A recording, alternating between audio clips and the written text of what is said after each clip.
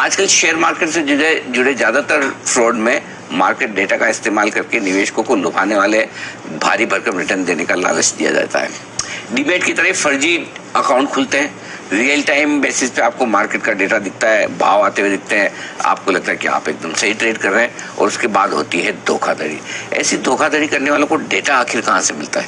देखिए, एक्सचेंज का डेटा है तो एक्सचेंज ही दे रहा है। एक्सचेंज किसको देता है? एक्सचेंज देता है ब्रोकर्स को, एक्सचेंज देता है वायर्स को, न्यूज एजेंसीज को। तो फिर ये डेटा इनको कहाँ से मिल रहा है जो फर्जी ऐप बना के कर रहे हैं? करेक्ट है ना बड़ा सवाल भाई। अल्टीमेटली उनको डेटा मिलेगा तब तो एक लेवल का फ्रॉड वहां रुका। तो ब्रजेश लाए पूरी की पूरी कहानी और जानकारी। ब्रजेश, सुनाइए कहानी वही बिल्कुल आपने जो कही, क्योंकि हाल के पिछले एक साल में तकरीबन 65-70 ऐसे मामले जो निजी तौर पे ऑब्जर्व किया है मैं, और उसके बाद मैंने पता भी लगाने की कोशिश की है।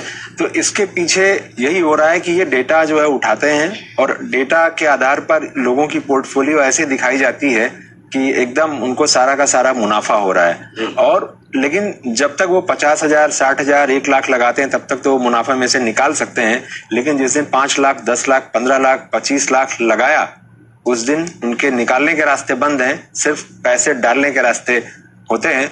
और इस पूरे गेम को बनाने में मार्केट डेटा का इस्तेमाल अच्छे से किया जा रहा है। और बड़ा सवाल यही है कि ये मार्केट डेटा आखिर मिलता कहां से है। इसको लेकर के पिछले साल जनवरी से सेबी की एक कमेटी है जिसमें चर्चा हो रही है कि इसको रोका कैसे जाए, और लेकिन अब तक कोई सोल्यूशन इस मामले पर नहीं निकल पाया है। ब्रोकर कहता है कि मैं अपने क्लाइंट के हर टर्मिनल की निगरानी नहीं कर सकता, इसलिए मैं डेटा उसको कैसे रोकूंगा। एक्सचेंज कहता है कि रेगुलेटर कहता है कि मेरा डेटा पब्लिक है, तो मैं कैसे रोकूं। तो सवाल ये कि सबकी अपनी अपनी दिक्कतें हैं, लेकिन बात यह है कि जिनको समझ नहीं आता है, थोड़े ऐसे भी लोग हैं, और कुछ लोग तो जानबूझकर डब्बा ट्रेडिंग करते हैं, उनकी बात अलग है। अब इस प्लेटफॉर्म का इस्तेमाल एक और चीज है कि वर्चुअल मार्केट गेम खिलाने में हो रहा है, जहां पर ये वर्चुअल गेम में तो कोई पैसे जा नहीं रहे हैं, लेकिन कब गेम तो गेम ही रहेगा, लेकिन रियल मनी जाने लगेगी उसमें और लोग फंसेंगे, ये एक बड़ी चिंता है।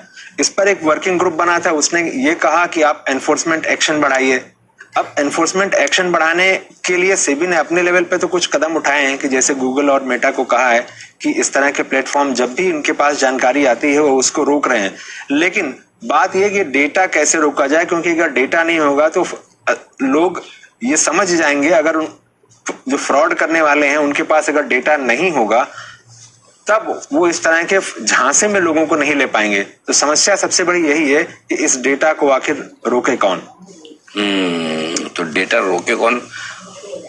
सब एक दूसरे पे डाल रहे हैं और अभी तक फॉर्मूला नहीं होगा क्या? अभी तक ऐसा ही है, और ये उम्मीद की जा रही थी कि सेबी की तरफ से इस पे कोई प्रॉपर एक बाकायदा सर्कुलर आएगा जिसमें सारे प्रिस्क्रिप्शंस होंगे, लेकिन ऑफिशियली अभी तक ऐसा कोई सर्कुलर जो है अभी आया नहीं। चर्चा करीब 1.5 साल से चल रही थी कि इसको आखिर रोका कैसे जाए। ओके, तो ये फ्रॉड करने वाले लोग हैं जो मार्केट के डेटा का रियल टाइम बेसिस पे इस्तेमाल करके लोगों को बेवकूफ बनाने की कोशिश कर रहे हो। जब सामने आपका रियल टाइम डेटा आता है तो आपको लगता है कि ये सही होगा, फर्जी नहीं होगा, तो उसको लेकर अभी ब्रोकर्स और एक्सचेंज के बीच में खींचातानी ये चल रही है। Let's see what happens next. तो उस पर हमारी नजर बिल्कुल